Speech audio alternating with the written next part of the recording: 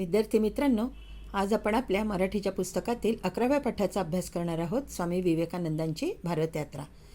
याचे लेखक आहेत सुनील चिंचोलकर. 1951 ते 2018 सुप्रसिद्ध लेखक, संत साहित्याचे अभ्यासक, संस्काराचे मोती, समर्थ रामदासांचे व्यवस्थापन, विद्यार्थ्यांचे श्री रामदास, श्री दासबोध विवरण संच भाग 1 ते 6, 10 संत चरित्रे इत्यादी 40 पुस्तके प्रकाशित. शिवसमर्थ पुरस्कार, कृतज्ञता पुरस्कार, संत रामदास पुरस्कार इत्यादी पुरस्कारांनी सन्मानित.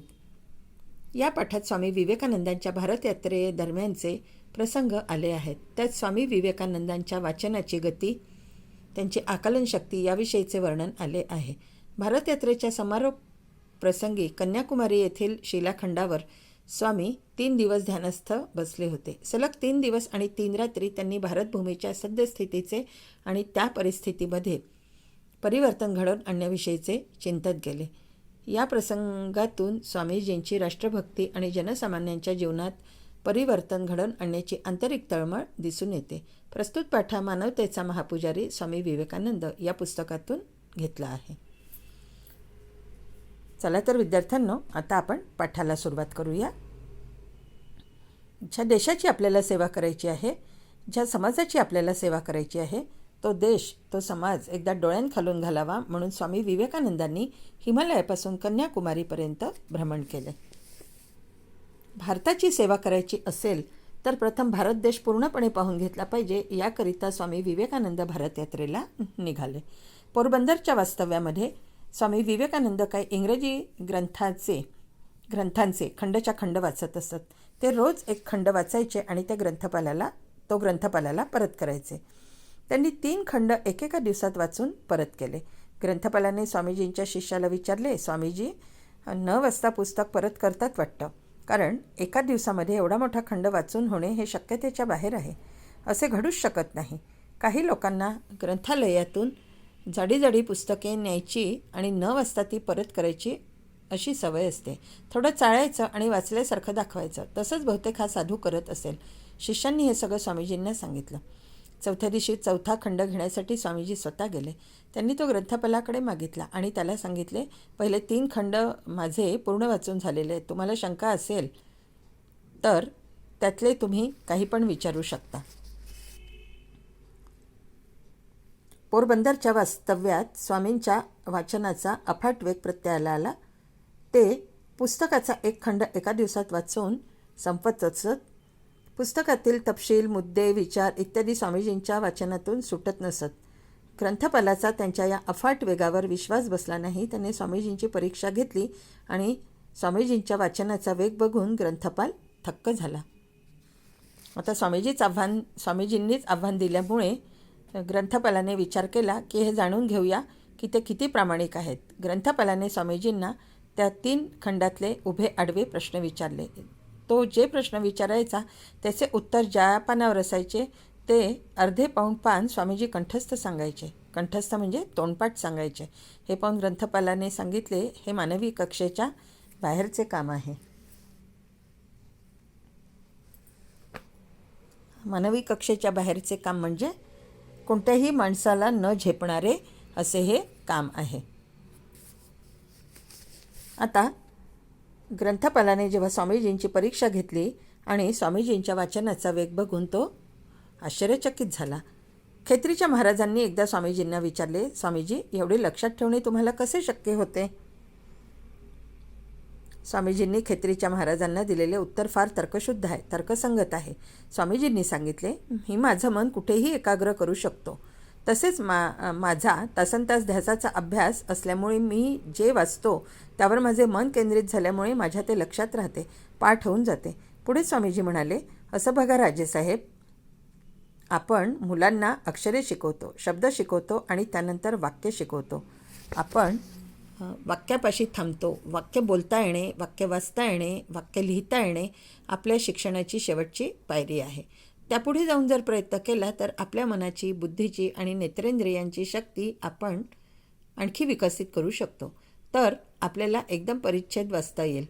मी ग्रंथाचे परिच्छेद एका दृष्टिक्षेपात वाचतो. काही ग्रंथांची पाने मी वाचू शकतो. खेत्रीच्या महाराजांकडे स्वामीजींनी आपल्या अद्भुत स्मरणशक्तीचे स्पष्टीकरण दिले. स्वामींना तासनतास ध्यानधारणा करता येत होती. ध्यानधारणेमुळे एकाग्रता साधता येते आणि एकाग्रतेमुळे समोरील मजकुराचे सहज आणि अत्यंत वेगाने आकलन होते. ते स्मरणात कायम टिकून राहते. स्वामींना एका दृष्टिक्षेपात एक अखंड परिच्छेद वाचता येत असे. काही वेळा ते एका दृष्टिक्षेपात पुस्तकांचे संपूर्ण पान वाचू शकत असत. जेव्हा स्वामी विवेकानंद कन्याकुमारीला आले तेव्हा त्यांनी कन्याकुमारीचे दर्शन घेतले. मनाला अतिशय आनंद झाला आणि दर्शन घेऊन ते बाहेर आले. समुद्राच्या काठी उभे राहिले.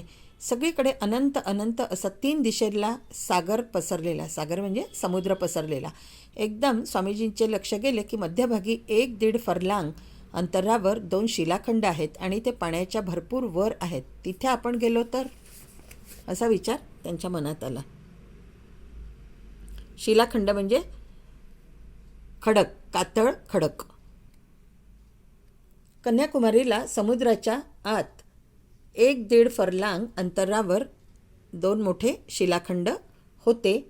त्यांना त्या शिलाखंडावर बसून ध्यानधारणा करण्याची इच्छा झाली. त्यांनी तिथे असणाऱ्या त्या नावाड्यांना विचारले, ते काय आहे? नावाडी म्हणाले, त्याला श्रीपाद शिला म्हणतात.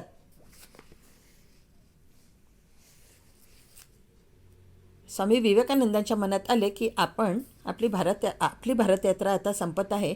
आपण देशाच्या टोकापर्यंत आलेलो आहोत, पण जिथे आपण उभे आहोत ते देशाचे टोक नाही, तो शिलाखंड हे देशाचे टोक आहे. त्या शिलाखंडावर आपण जावे, कन्याकुमारीच्या चरणी भारतयात्रा समर्पित करावी. या भावनेने स्वामी विवेकानंदांनी एका नावाड्याला सांगितले, बाबा रे, मला तू त्या शिलाखंडावर सोड. नावाड्याने सांगितले, तुम्हाला 5 पैसे मला द्यावे लागतील. स्वामीजी म्हणाले, माझ्याकडे पैसे काहीच नाहीत, मी निष्कांचन संन्यासी आहे.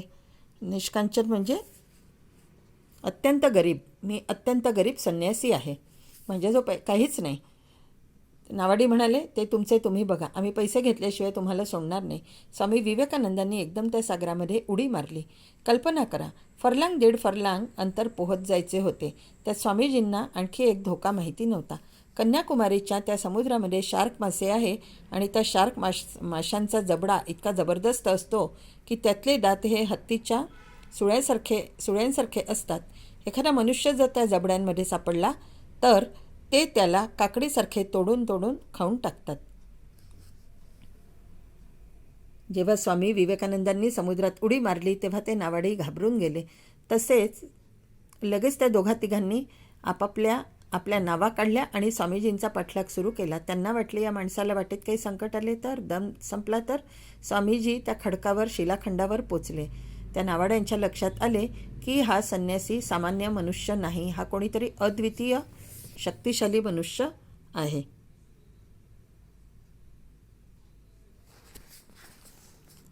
नावाड्यांनी तिथे त्या शिलाखंडावर आपल्याला पोचवावे अशी स्वामीजींनी त्या नावाड्यांना विनंती केली. त्यांनी स्वामींकडे पैसे मागितले. स्वामीजींकडे पैसे नव्हते. पैसे नसल्यामुळे त्या शिलाखंडापर्यंत पोचवण्यास नावाड्यांनी नकार दिला. स्वामीजींनी समुद्रात उडी घेतली आणि ते पोहत त्या शिलाखंडापर्यंत पोचले. स्वामीजी 3 दिवस आणि 3 रात्री तेथे राहिले.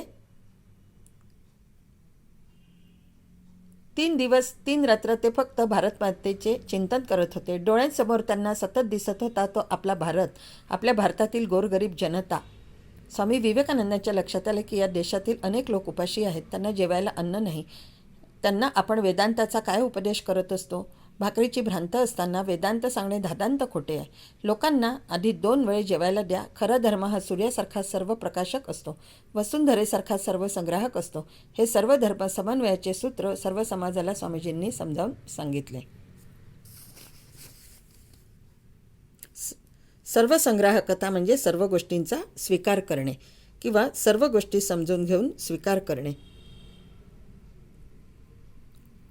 समन्वयाचे म्हणजे परस्परांना समजून घेण्याचे, परस्परांना जुळवून घेण्याचे. त्या शिलाखंडावर स्वामीजींनी 3 दिवस आणि 3 रात्री ध्यानधारणा केली, भारतमातेचे चिंतन केले. संपूर्ण भारत भ्रमणामध्ये स्वामीजींना भारताच्या विदारक स्थितीचे दर्शन घडले. आणि सामान्य भारतीय माणूस अजूनही अर्धपोटीच जगतो. अशा माणसांना वेदांत सांगणे दादांत खोटे आहे. लोकांना आधी 2 वेळचे जेवण दिले पाहिजे आणि मग धर्म शिकवला पाहिजे, अशी स्वामीजींची धारणा होती. विद्यार्थी मित्रांनो, या पाठात स्वामी विवेकानंदांच्या भारत भ्रमण यात्रेतील काही प्रसंग आपण पाहिले. स्वामीजींची अद्भुत स्मरणशक्ती आणि प्रतिकूलतेवर मात करण्याची जबरदस्त मानसिक शक्ती यांचे या पाठात आपल्याला दर्शन घडते. सर्वसामान्य भारतीय माणसाबद्दलची स्वामींच्या मनातील कळकळ येथे व्यक्त होते.